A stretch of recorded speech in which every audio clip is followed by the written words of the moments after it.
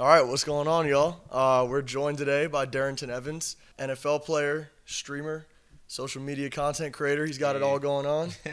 I'll introduce your football career because it's pretty impressive at App. He attended App State, 31 touchdowns and 2,600 yards in your last 2 years.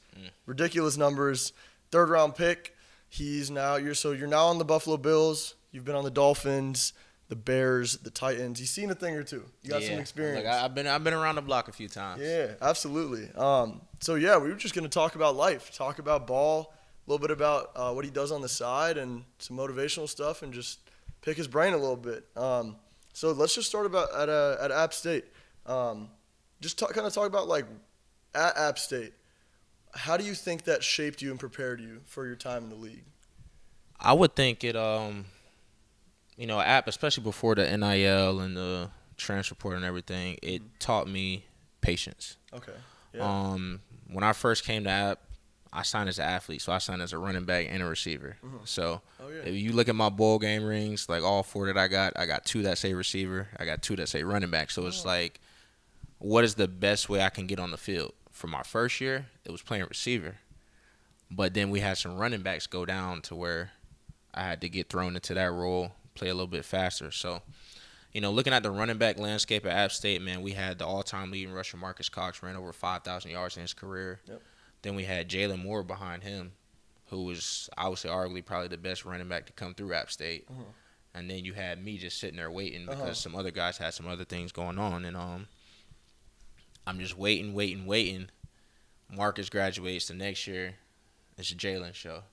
Next year after that, Jalen could have left, but he ended up staying for his last year, but he broke his ankle like 6 games in. And then after that, it was kind of like I was thrown into the starting role, and I ran for 1,000 yards in 6 games. So it's like I never even really thought it was going to be my time to, do anything. But at the same time, I was always prepared and ready to go. So that patience paid off. That's crazy to see it actually come to fruition. Everyone always says, like, be patient, but, like, you really saw that, like, come to life. Yeah, it's crazy, man. It's crazy.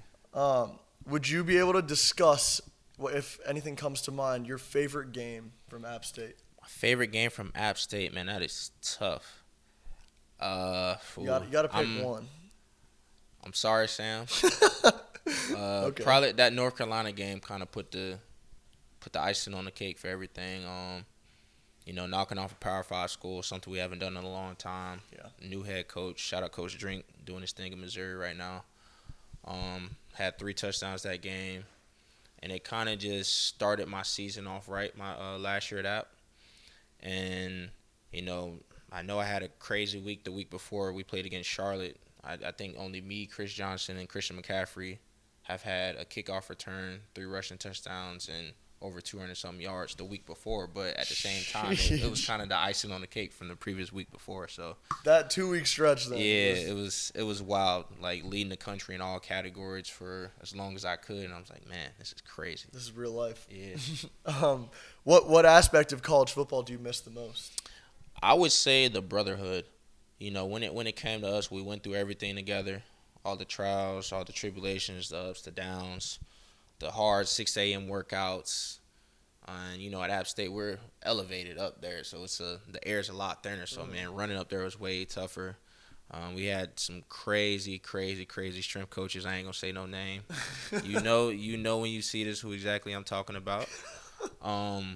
But, like, everybody depended on each other and everybody had each other's back. And, with the NFL, you have that too, but it's to a certain extent because families. Yeah, you see a lot of guys come in and go. You may have, I remember my rookie year, especially I came in during COVID.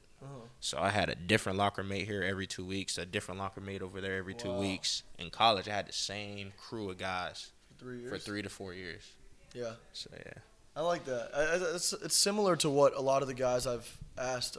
A lot of them either say living with your teammates, or just how like you're with your best friends all the time. Yeah, I didn't even think about that. Living with your teammates, bro. It's like that's a different aspect. Like I know for sure, like my college roommate, we still talk to this day, close. Like that's my brother. Like he had twins when we were in school.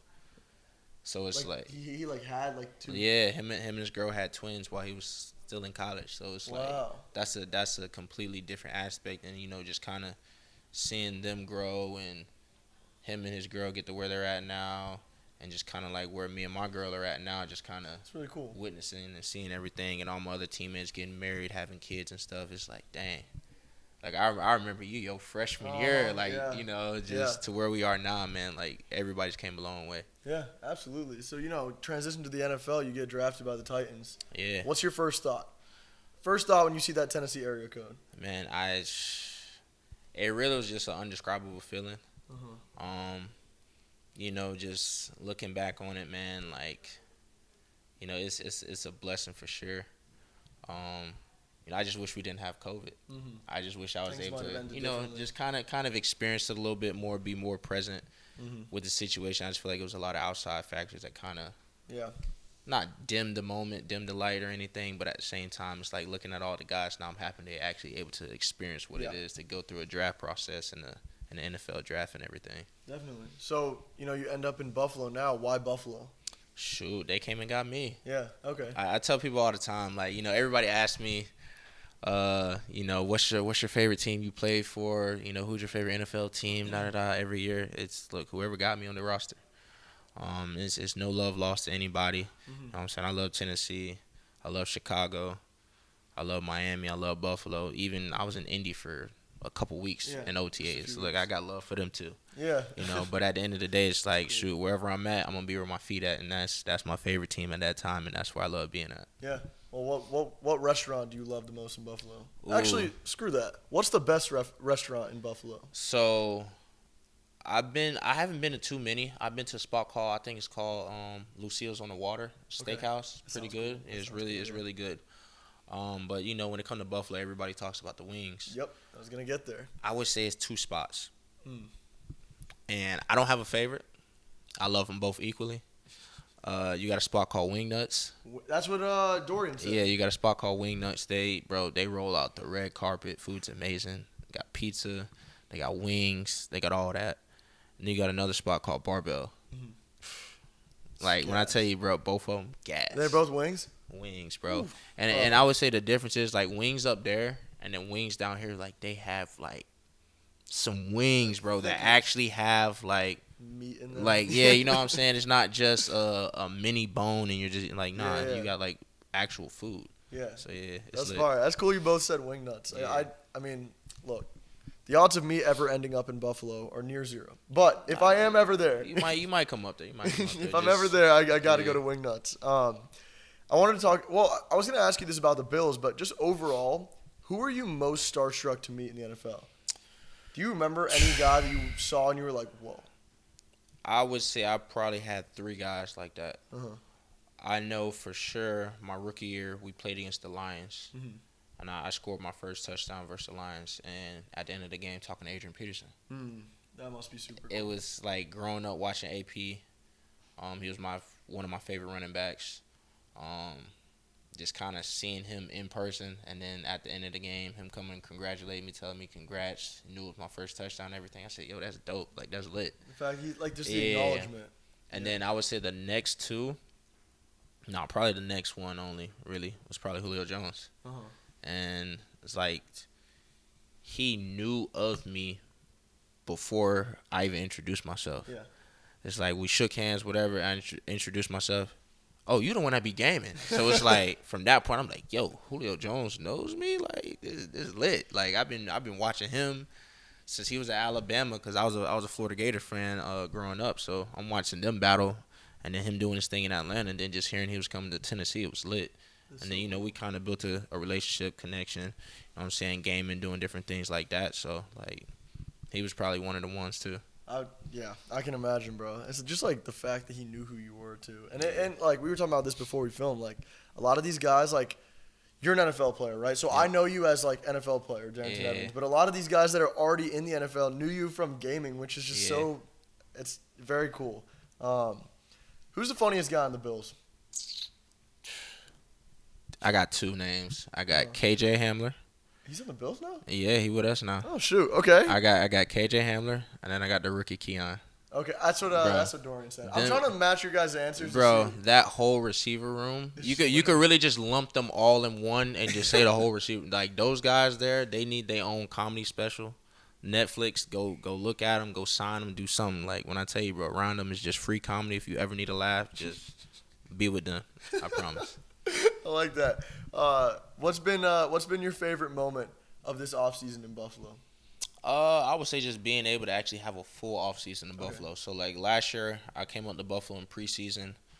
Last minutes, like first, second day of camp, I showed up not knowing anything, not knowing any of the teammates, not knowing any of the plays. So it's kind of I was playing catch up the whole time. I feel like the best thing for me this offseason was actually being able to get in a routine. I feel like last year was one of those years where I was never able to get in a routine. I was always, all right, we need you here. Then as soon as I get to wherever I'm at, as soon as I start to get in a routine, I'm getting shipped off somewhere else. And that happened like 4 to 5 times. So, my main thing this year I'm hoping for is just, just being able to get in a routine, get back to, do what I do. Yeah. You're saying you got love for all these teams that you've been on, like regardless of the outcome and everything. But is there a team you hate? A rival? Anything? A team that you're like, or it just feels so good to beat them for maybe they passed on you in the draft? Anything? No, not really. Okay. I feel like, with each team, like even if you have your differences for a team that let you go or a team that didn't sign you, like you get over it. Yeah. Like the funniest story was, so I played in Chicago. Yeah. And then I ended up not re-signing to Chicago. Then I ended up going to Buffalo. Whatever, we played Chicago in the preseason game. I had a crazy preseason touchdown versus Chicago.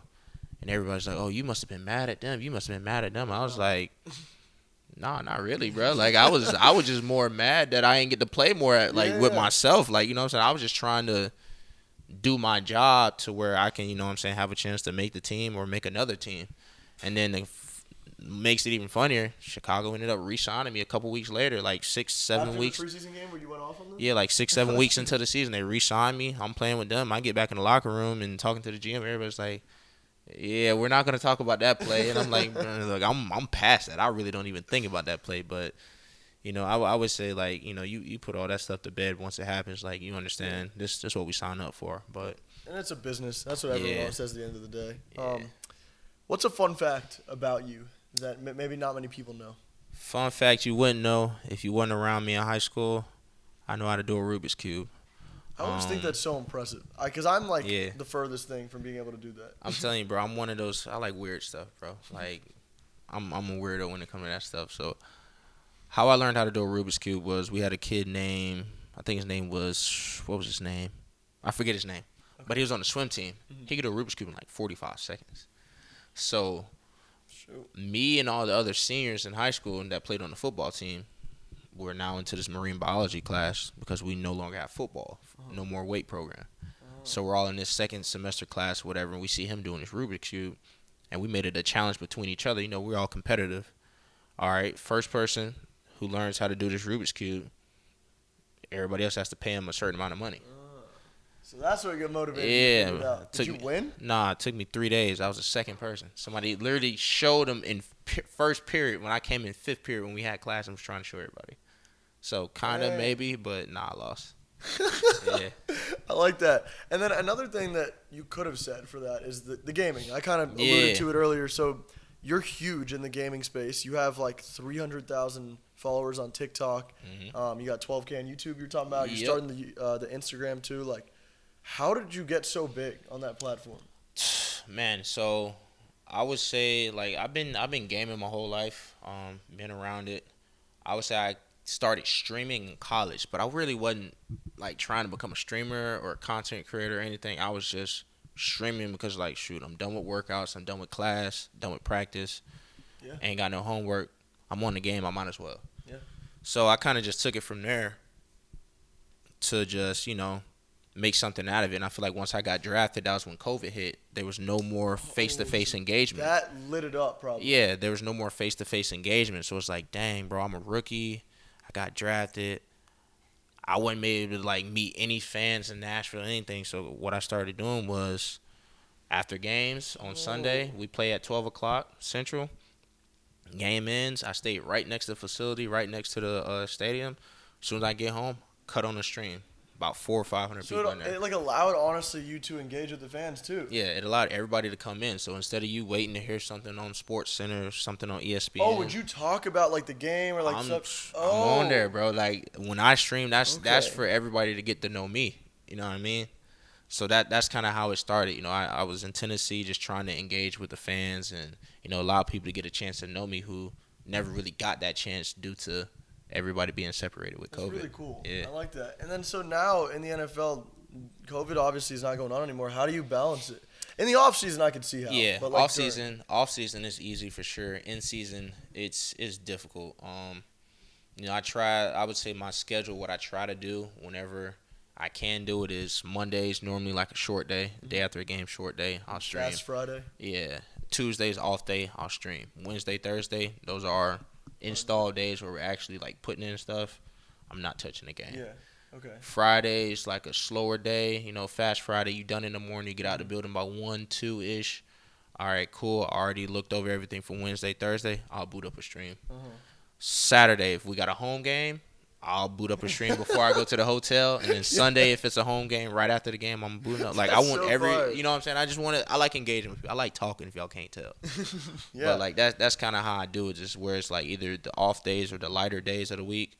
I'll cut it on for an hour or two. Sometimes I don't even play games. I just cut on the camera and talk. That's it. Why not? Yeah.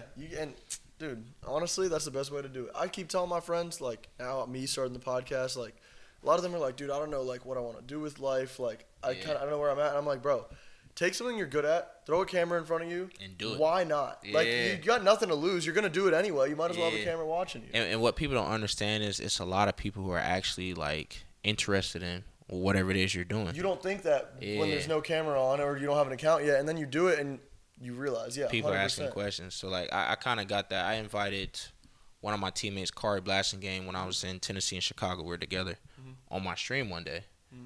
And everybody was just asking questions, trying to, like, really get to know him. Yeah. And he was just talking to everybody in the chat, and they were like, yo, that was really awesome.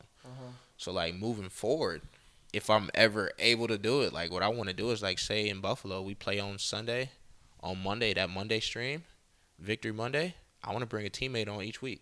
That would be really cool. So it's kind of cool podcast-ish, yeah. But at the same time, it's just, you know, we get to talk about the previous game as much as we can without, you know, whatever. Absolutely. And then, you know, just give them a chance to get to know who you are. We could play a game of Madden versus each other, a game of college football versus each other, play the game on Call of Duty together, and then just talk and play. Just kicking it with the boys. Yeah. That's really what it is. But there's a camera in front. Yeah, there's a camera I right like there. that idea a lot. I should do that. I'll tune in. Yeah. Last thing about the league, best story time from your time in the league that you, obviously you can't say everything, but best thing that you're allowed to say. In what aspect? Just like, I don't know, like I just like hearing the funny stories. Like sometimes I heard some like funny locker room stories or like, you know Santana Moss, he played football at Miami. He told me some stories when he was at, because, you know, when he was at Miami, it was like crazy. So he has some funny stuff. I don't know, anything. I don't really know if I've been around any like crazy stuff. Cause like most of the stuff. Do you have any from a game? Maybe like something that happened with fans, something that was said on the bench, like. I mean, they kind of handle. I've kind of zoned out in games, honestly. You just locked. I get past that. Like I be so locked in, or I be like so out of my way. I don't be hearing none of that stuff. Yeah. I will say, nah, I can't talk about that one. I can't talk. It's a Derrick Henry story. Oh. But you know, it was against the Bills, so I don't want to talk about that one. Nah, you know, but that was crazy. You know, being on the sideline for that was kind of wild. Just like what it was, like the game. Yeah, I know what you're talking about. that play happened. Yeah. And then, you know, he was on the sideline. He was like, "Did it really look that bad?" I'm like, "Bro, what you mean? Do it really look like that?" Like, you know what I'm saying? Like, no, bro, you just stiff armed this dude like 80 yards. Yeah, like, bro, that was like he got a family. Like, don't do that. Like. I would say that's probably the craziest thing. Like, being around Derrick, bro, Derrick was one of them players where he's so big, so strong, so fast, but he's like a big kid. Yeah. And he don't understand, like, you know, like, he the type, we walk in the hallway, he'll just, like, bump you. And You like low And key, you literally a couple yards. You're like, hold on a second. Yeah, he one of them, bro. He want to play. So it's like he Yeah. a big kid type stuff. So it's like, any situation regarding him in game. He's almost or like innocent. His question. Very much so. Yeah. And it's just like funny to be around. I love that. It's funny to be around. Yeah. And I also wanted to touch a little bit about like obviously like motivational stuff, inspirational. You're a guy who has made it. Yep. And you're also doing something on the side, and you kind of seem to have it figured out in that aspect. What I wanted to ask a couple things. What motivates you both on and on the field? I would say On and off the field, sorry. I would say, just really my family, bro. That's the main thing. Just make sure everything's straight. Growing up, it was a lot of sacrifices from both my parents, and just kind of like seeing that, I just want to make sure I'd be in a position to where me and my wife now, whenever we do have kids, we ain't got none. Whenever we do have kids, like, we ain't gonna have to sacrifice too much You don't with have to them. worry about that too much. Yeah, just kind of want to give them a chance to live, be themselves without having to worry about any outside things. 100%. Yeah, my dad, he immigrated here from communist Romania. So he came here. He always tells me this, like, he literally had 2 bags in his hand, no money, nothing. Lived in. If anyone, you're from Florida, so you know. But if anyone's from South Florida, you know damn well, if you don't have money in South Florida, it's not a good area. Nope. So he lived in Hollandale. You know what Hollandale is? He went to Hollandale High, and he lived a very, we'll say, modest lifestyle, but worse than that. And so he always tells me that, like, his main goal was that him and my mom would never have to worry about us having to experience that. And it's really cool. Like, you was kind of saying the same thing, like, 100%. I think that's the most selfless way to approach life. Yeah. So yeah, I like that a lot. Yeah. Not to like ruin the mood, but I always ask this because I like to hear the bounce back. If you could just take us through, like, what was the lowest moment of your career, but then how did you kind of use that as a blessing? I would say messing up my knee. I got injured in Tennessee. Okay. When I got hurt in Tennessee, I messed up my knee, and they released me. So that was probably the lowest of the low, because it was a time to where I felt at the moment I needed the team the most to kind of have my back. Yeah. And transactions happen, and I'll talk about it. Shoot, we were mid-season, bro. I messed up my knee in preseason. We were mid-season. I was trying to come back. Came back too quick. Had a bounce back. Had a setback in the injury stuff. And it got to the point to where, it was like, all right, we got to shut him down, like, for the rest of the year. So I missed my whole second year due to a knee injury. Messed up my PCL. Had some nerve stuff to where I really couldn't, like, bend it, whatever. Couldn't feel, like, I couldn't get in a cold tub without the whole side of my body, like, going numb type stuff. So it's about October. Yeah. Mid-season, they tell me, stop coming in the building. That's crazy. So I had to find my own PT people. Had to work out everywhere, was not in the facility. So essentially for the remainder of the season, I was on my own. Yeah. And coming up into the off season, I knew, all right, shoot, I probably ain't gonna be here. And then I just proposed to my wife at the time. Yep. I could see how this. Planning a wedding. Yeah. Everything's going on. Still getting out of COVID. So it's like, dang, I'm gonna be on a new team. Don't know if I'm gonna be on another team because I'm hurt. We just planned this wedding. Yeah. A whole bunch of stuff going on, and then luckily enough, Chicago came through. That's awesome. I bet you got a lot of love for Chicago then. Bro, probably. Chicago's one of those spots that will always be, home. Like, their fans, nothing but love for them. They got nothing for love for me. Look, when this video posts, I'm gonna put something up with Chicago, and I bet everybody go crazy. Like, that's the kind of love Chicago shows. So I love that.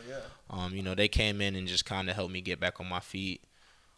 Especially when I needed it. I gotta ask, as a sports town, is Chicago like top 2? Top one. Top one. Boston ain't gonna be happy. You gotta.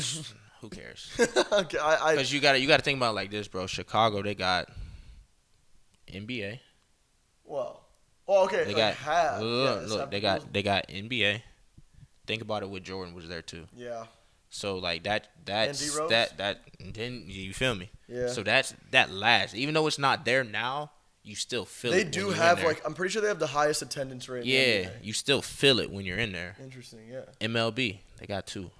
Yeah, they do have 2, and one of them is like the oldest field. Or no, Soldier Field's the oldest field. Yeah, Wrigley Soldier Field Field has a lot of history. Yeah. So So then you got baseball. Then you got soccer. you have soccer, the Fire, Then you got WNBA. and they're popping. Dang, you're okay. Then You're you onto look. something. Then you got hockey, and they're crazy. There and the hockey, the Blackhawks are nice too. Come on, Maybe you're right. like and that's what I'm saying. They're all here, so it's like it ain't just them. You got everybody in the Midwest. It's And like the fans are good. I've heard. You know what I mean? Yeah. Honestly, like you have a very compelling case. yeah, bro. It's lit, and it's like you got options there. It's like all right, Food's good. food's good. Food's amazing. I'm not a fan of deep dish pizza, but everything else is Me good. neither. Yeah. I like that New York style pizza. Keep Yeah, it I simple. like it. I like it.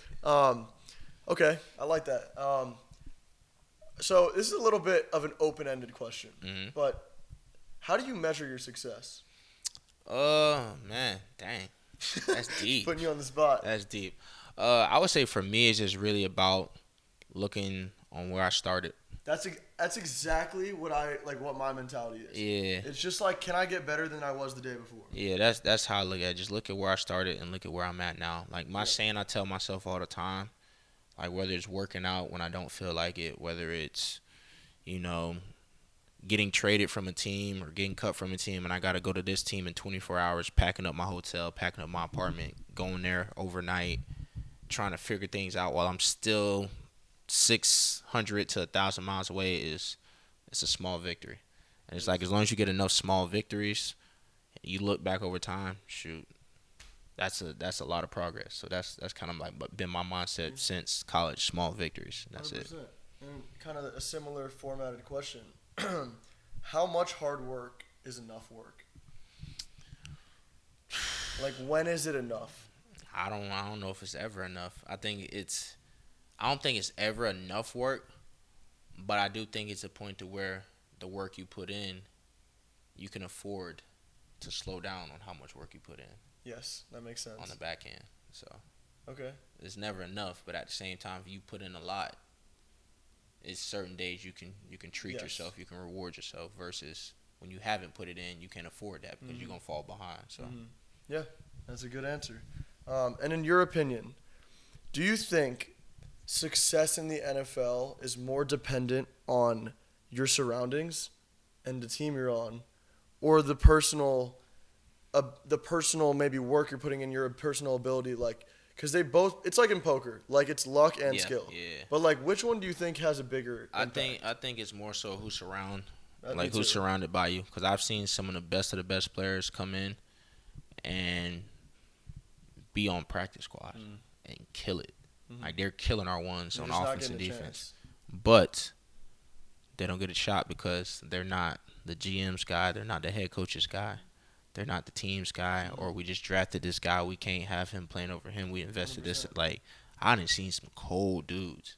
Yeah. And then the crazy part is they're on practice squad, they're doing all that, the team lets them go, they go to another team that actually does surround them and give them the support, and now they on their second, third deal. I'm like, bro, I'm so happy to see Mostert, he's that's like one of them. Yeah. That's like, you know what I'm saying, growing up with Raheem, bro, like that's the main thing that he tells me throughout Really? my whole career. It's like, bro, Who's to say you can't have the same career as him? You're Bingo. honestly following really similar trajectories right now. that's why anytime something goes on, I go from team to team or something pops up, he's always one of the first people to hit me and be like, bro, just learn from me. Remember, this happened. Yeah. It took me all the way up until now to figure it out and get around who I need to be around. So I love that. Yeah. Dude. That's awesome. I didn't even think about that. That's a really good person to have in your ear as like a big brother figure or something like that. And kind of going back to what you were saying, you play running back and quarterback. Yeah. And receiver. But I would say running back and quarterback are so dependent on your surroundings, because if that Yeah. O-line sucks, you're in trouble. I tell people all the time, being a defensive player is a blessing. Because it's all you pretty All much. you gotta do is as long as you Yeah. do your job, that's how your production is. Yep. For the most part, you know what I'm saying? Obviously, yeah. Put off. Like if you catch interceptions, get sacks, that's good too. That's icing on the cake. But as long as you do your job, the team knows you're dependable. On offense, on the flip side, you can do your job, get 100% grades every game, never have a mistake, never have an MA. You fumbled that one time. But if you ain't got no stats, Oh, okay, yeah, even that. you ain't got no leverage. So Yeah, yeah. 100%. Okay, so we'll close with this. If there was an aspiring NFL player, right? He's out there and he's asking you, like, give me any advice. Mm-hmm. Like, what is the best piece of advice that you could give him? I would say have good grades, because us being from Florida, we see it's a lot of athletes that are very skilled and athletic.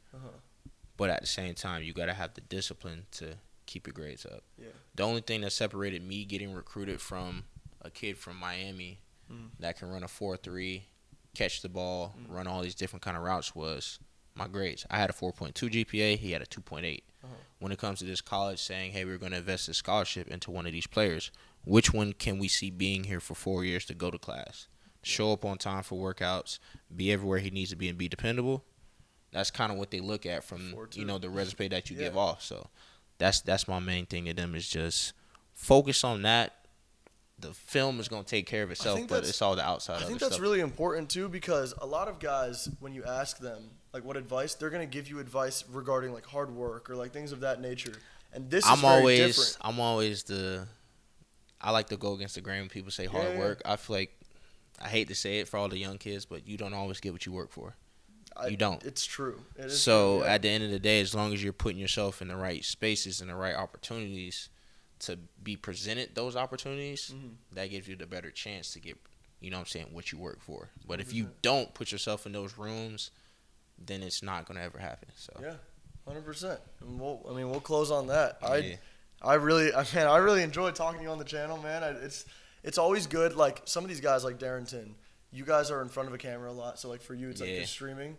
So it's very easy to talk, kind of just learn, and just hear about your story. I always enjoy that. So I really appreciate you taking the time out of your day. Yeah, appreciate you having me. Yeah, absolutely. And I hope you guys enjoyed. We'll keep it rolling. We'll keep these videos going.